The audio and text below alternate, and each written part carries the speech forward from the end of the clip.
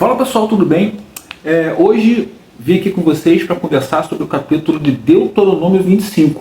Esse capítulo Deus fala de justiça, fala de injustiça, fala de correção sem humilhação, fala de reprimir, né, de repreender determinada pessoa sem que ela seja humilhada, né, ou seja relegada à vergonha, né, que ela seja envergonhada ao extremo.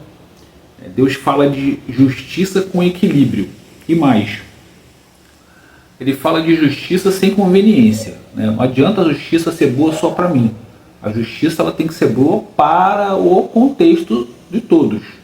Não adianta só eu ser privilegiado ou o meu grupo. Não pode isso. Só o meu grupo ser privilegiado. E aí a gente vai falar muito do que hoje é a atualidade, né? Do que acontece não só no nosso país, mas acredito que no mundo. Existe uma situação de injustiça muito grande que os humanos fazem com os humanos, né? Pequeno grupo domina um grande grupo. É sempre assim. E o pequeno grupo fica com muita coisa, enquanto que o grande grupo fica com pouca coisa. Isso não pode ser considerado justo, né? Eu acho que você concorda comigo. Bom, antes de começar, eu só quero pedir a você rapidinho, tá? É coisa bem rápida, de graça, tá? Você não vai pagar absolutamente nada. Se inscreve no canal agora, tá? Não esquece. Ativa aí o sininho de notificações, aí você vai ser avisado todos os dias que eu fizer aqui novos vídeos. Compartilha com um amigo teu, com uma amiga que gosta desse tipo de conteúdo, tá? Deixe o seu comentário é muito bem-vindo, o seu elogio, a sua crítica, a sua sugestão, o seu testemunho, vai ser muito bem-vindo aqui pra gente. E deixe o seu like, o like faz com que esse vídeo seja encaminhado para mais pessoas, e aí mais pessoas podem vir aqui fazer parte da nossa comunidade. Legal, pessoal? Então vamos lá. O contexto de capítulo Deuteronômio 25, como eu disse, Deus ele continua com as instruções, né? Essas instruções, qual é o objetivo, pessoal? O pessoal vai chegar, o povo está chegando numa terra nova, terra prometida, certo? E aí Deus está falando para eles, olha, vocês vão ter uma série de desafios. Vocês vão ter uma vida muito boa, uma terra muito boa, maravilhosa, que vocês nem imaginam o quanto que ela é boa, porém, vocês vão ter cascas de banana ali, onde vocês podem escorregar. Então eu estou orientando vocês, ó, vai para esse lado aqui, evita esse aqui, nesse aqui nem pensar e tudo mais. Vão ter pessoas lá, então algumas você vai ter que cortar, realmente, relacionamento não tem jeito, outras você vai evitar, outras você vai convidar para que ela venha para o teu lado, saia daquele ali, entendeu? É uma maneira, é como você faz com o seu filho. Olha, você vai para a rua, lá na rua, meu filho, você vai ter, ó, tem colegas teus ali que não são legais, que fazem coisas que não são legais, tem outros que você observa, você procura não estar muito junto, né? Outros você pode se juntar, porque são pessoas que têm o mesmo nível, mesma cabeça que você tem, né? Mesma filosofia, e assim funciona. Então, por exemplo, o cara é cristão, ele vai conviver, ele eventualmente pode conviver com pessoas de outras denominações, né? Que tem outras crenças, vamos dizer assim, acredito em outras coisas. Você vai trabalhar numa empresa, você não consegue que todo mundo seja cristão e acredita na Bíblia, não. Pessoas têm ateus, tem pessoas de outras religiões. Você precisa saber conviver com aquelas pessoas sem ter que estar ligado àquelas pessoas. Compreende a situação? Então Deus está orientando. Questão de justiça. Ó, você pegou alguém, a pessoa é condenada, você limita-se a 40 chibatadas, não pode passar de 40, porque senão você tira a dignidade da pessoa, a pessoa pode ficar machucada além daquilo que deveria ficar. Né? Não pode burlar isso daí, ele orienta que não faça, ainda que depois a gente sabe que foi feito, né? Eles davam várias sessões de 39, eles não chegavam a 40. Então quando eles tinham que chicotar alguém, que eles queriam chicotar a mais, né, para burlar a lei, o que eles faziam? Eles não davam 40 chibatadas, eles davam 39, só que eles davam 3, 4, 5 sessões de 39, né? Até a pessoa ficar desfigurada, e muitos chegavam a fatal, né? Não conseguiriam sobreviver, é isso. Até retingasga, porque realmente é complicado. E ele fala também, ele já falou em outros capítulos, mas ele fala a questão de você não ter a mulher como objeto, né? A mulher como um pedaço de papel que você pega, troca, não. Se você assumir o compromisso. Se você quer desfazer, você tem que, já falou isso no capítulo anterior, você tem que oficializar, você tem que comunicar para a comunidade que você está desfazendo o casamento com ela porque você quer, não porque ela é uma impura, porque ela é uma desclassificada, não. Porque vocês chegaram a um desacordo ali e está tudo bem. Porque senão ele joga a mulher fora, a mulher, o valor dela, essa mulher foi jogada fora pelo fulano, não deve valer nada, entendeu? Então tem que ter uma proteção com relação a isso. Além disso, esse vídeo nos traz uma reflexão, pelo menos a mim trouxe uma reflexão muito clara, que é o seguinte: que tipo de justiça a gente quer, né? A gente está acostumado a querer justiça muito com que a gente quer, né? Quando a justiça, hoje em dia está isso, né? A minha bolha defende a justiça X, a outra bolha defende a justiça Y. No meio disso, a gente vê injustiças acontecendo na justiça brasileira, no mundo, mas vamos falar do Brasil, que é onde a gente está, que a gente fica de cara, fica de boca aberta, né? O sujeito comete um delito, é provado que foi ele que cometeu, e acaba que o sujeito que sofreu aquilo que o outro cometeu acaba sendo culpado, acaba pagando por aquilo. Existem inversões absurdas. Agora há pouco tem um caso aí no Maranhão de procuradores que até pediram exoneração, falando: não é possível que a gente prova-se um crime contra um determinado número de pessoas e aí a instância superior absolve essas pessoas. E o cara que acusou fala: peraí, mas o que eu estou fazendo aqui? Então não faz sentido eu estar aqui. Enfim, é assunto para outros vídeos, eu tenho certeza que você provavelmente deve ter acompanhado aí. Então a gente precisa, fazer a nossa parte, né? A gente que vem aqui ler a Bíblia, que reflete, que procura entender, procura estudar a Bíblia, procura viver de acordo com o que ela ensina, a gente precisa na nossa casa fazer isso. A thumb, até coloquei a thumb, né, representando isso, né? Quando a justiça vira injustiça, né? A gente tem muito isso em casa, às vezes, de uma pessoa, de um pai ou mãe privilegiar mais um filho ou uma filha, né? E isso não é bem visto aos olhos de Deus, né? Deus não quer essa diferença. Eu acredito que você possa sim ter uma simpatia melhor, uma ligação, a palavra é essa, uma ligação maior com o filho, mas isso não quer dizer que você precisa desmerecer o outro. Eu acho que você deve agir com justiça com os dois. Mas você pode sim ter uma predileção por um, eu acho que é normal. Você ter uma ligação maior, uma conexão maior com um. Eu vou falar dentro da minha casa. A minha mãe tinha uma ligação maior comigo que com a minha irmã. Ainda que eu não veja que a minha mãe tenha sido injusta com a minha irmã, mas ela tinha mais ligação comigo. A ligação comigo era maior, era uma conexão maior, normal. Né? Você pode ter um amigo, você tem vários amigos. Você tem uma conexão maior com um amigo, você tem menos com o outro. Isso não quer dizer que você não goste do outro, que você não seja amigo com ele, que você vai ser justo com ele. Não é porque você tem uma conexão maior com o fulano que você vai ser injusto com o ciclano. Não. Pelo contrário. Se realmente você tem amizade por aquele amigo, você vai ser justo. Quando você tiver que criticar, você vai criticar. Quando você tiver que elogiar o outro em detrimento a ele, você vai fazê-lo.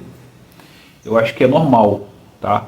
Eu acho que não faz sentido você falar, por exemplo, eu e meus filhos, vou falar de mim. Eu tenho uma amizade absurda, é um grande amigo que eu tenho, meu filho mais velho. Mas a minha ligação maior é com o Heitor, por quê? Porque eu estou aqui junto. A ligação é maior, é o dia a dia, é diário isso. Existe uma ligação maior entre nós dois. Isso quer dizer que eu não gosto do Douglas? Que eu não amo o Douglas? Que eu não... Pelo contrário. Eu amo meu filho, é um grande amigo que eu tenho e sou muito feliz e grato pela oportunidade que Deus me deu de ser pai dele. Mas a minha ligação é maior aqui, porque aqui eu estou todo dia, né? É diferente, por tudo que ele passou, enfim, né? Então acaba você tendo que ser sincero. Isso não diminui meu amor pelo Douglas, eu amo os dois, porém a minha ligação hoje é mais com ele. Eu não sei se amanhã na frente vai ser mais, muda as coisas são, as pessoas têm medo de falar de certas coisas, eu acho que isso não tem problema nenhum. A nossa ligação é maior, que eu estou dia a dia com ele. Eu falo com o Douglas quase todos os dias via WhatsApp, via telefone, ok, falo.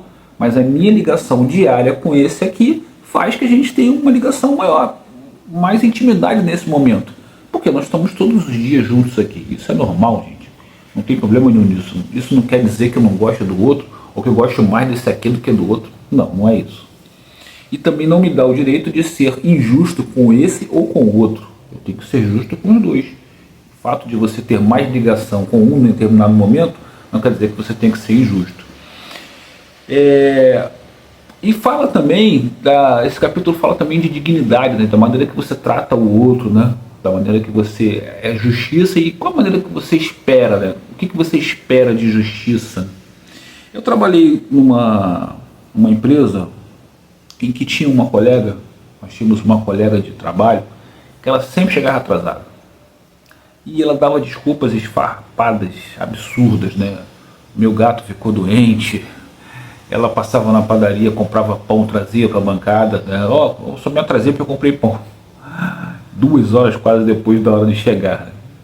E uma vez a nossa gerente fez uma reunião, um grupo, e esculhambou ela.